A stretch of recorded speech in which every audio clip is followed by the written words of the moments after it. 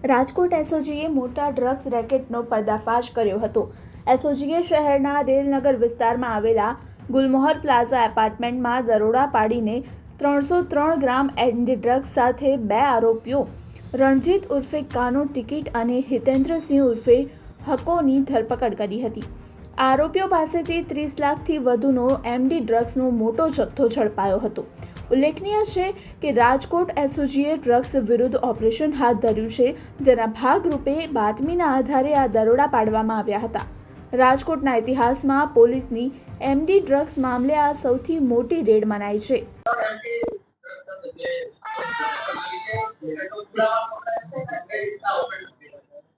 રાજકોટ શહેર એસઓજીને બાતમી મળેલ હતી કે ઘણા સમયથી રાજકોટ શહેરની અંદર ડ્રગ્સ જે છે એ મોટી સંખ્યામાં લાવીને અનેક લોકો સુધી વેચવા માટે થઈને કાનો ટિકિટ નામનો ઈસમ છે, જેનું કોડ નેમ પણ હતું, એ વ્યક્તિ ખૂબ જ એક્ટિવ છે અને એને ધ્યાનમાં રાખીને ઘણા સમયથી રાજકોટ શહેર એસઓજીની ટીમ સતત વોચમાં હતી અને ટ્રેપ માટે થઈને એ સતત પ્રયત્નશીલ હતી। એ દરમિયાન આપણને એવી માહિતી મળેલ હતી કે આશરે 300 ગ્રામ જેટલો 300 mg જેટલો જથ્થો જે છે એ આ વ્યક્તિ લાવેલો છે, કાનો ટિકિટ નામનો વ્યક્તિ જે છે, અને એ જથ્થો એને એક કોઈ પર્ટિક્યુલર જગ્યાએ સંતાડીને રાખ્યો છે અને આ જથ્થો જે એને લાવેલો છે એ જથ્થાની એ નાની નાની પડીકીઓ જે છે એ 1-1 ગ્રામની બનાવીને એ બધાને વેચી રહ્યો છે।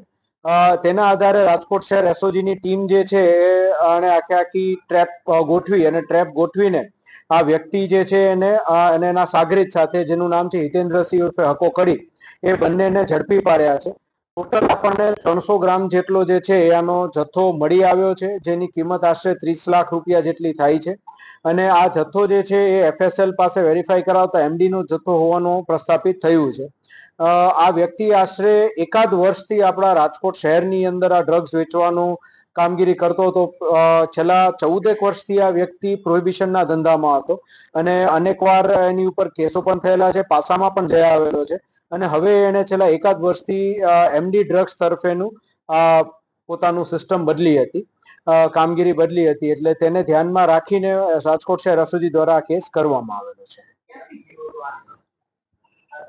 અત્યાર સુધીની પ્રાથમિક પૂછપરછમાં એ રાજસ્થાનથી લઈ આવતો હતો એવું એની કબૂલાત આપી છે। એ જે વ્યક્તિ પાસેથી લઈ આવ્યો તેની પણ હાલ તપાસ શરૂમાં છે અને એ સિવાયના કોણ સાગરીત હતા કે જે આ મિડલમેન તરીકે કામ કરતા હતા અને ક્યાં ક્યાં વેચતો હતો એની પણ હાલ તપાસ શરૂમાં છે।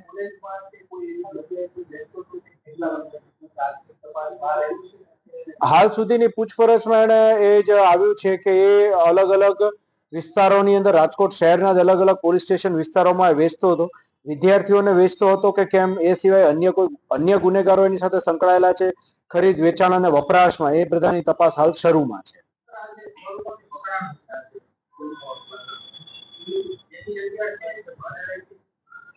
એને જે જગ્યાએથી પકડાનું છે એ દુકાન એને ભાડે રાખેલી।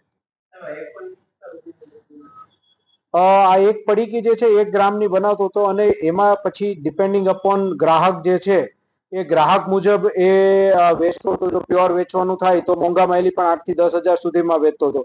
ઘણીવાર એ ભેળસેળ કરીને વેચતો હતો, એક પડીકામાંથી 5 પડીકી બનાવીને તો 1800 થી લઈને 2000 રૂપિયા સુધીમાં પણ વેચતો હતો। એટલે એ પ્યોર માલ વેચતો કે પછી ભેળસેળિયો માલ વેચતો એ ગ્રાહક જોઈને નક્કી કરતો, તેવું હાલ એને કબૂલાતમાં આપ્યું છે। હવે એ આગળ વધારે તપાસ કરીશું પછી જ ખ્યાલ આવશે। મેં આપને વાત કરી એમ, મેં છેલ્લા એકાદ વર્ષથી આ ડ્રગ્સના ધંધામાં સંકળાયો છે। હવે કેટલી વાર અગાઉ લઈ આવેલો છે, ક્યાં ક્યાં કેટલું વેચેલું છે, બધી તપાસ હાલ શરૂમાં છે। એ બધી તપાસ હાલ શરૂમાં છે। રૂબરૂ જતો, કોઈ માણસ આપી જતો તો કઈ રીતે આપી જતો, એ બધી હાલ તપાસ શરૂ છે। એવું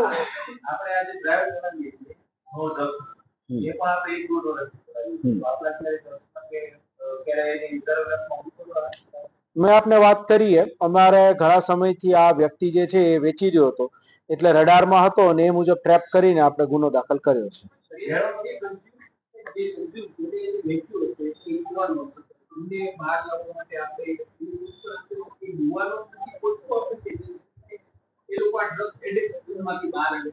એટલે કોઈ પણ યુવાનો જે આ ડ્રગ્સ એડિક્શનમાં હોય તો તેના માતા પિતાઓને, વાલી વારસને અમારી અપીલ છે કે આપ સૌ લોકો અમારો સંપર્ક કરજો અને એમના રિહેબિલિટેશન માટે જે કંઈ પણ શક્ય બને એટલું રાજકોટ શહેર પોલીસ જે છે આપને મદદરૂપ થશે.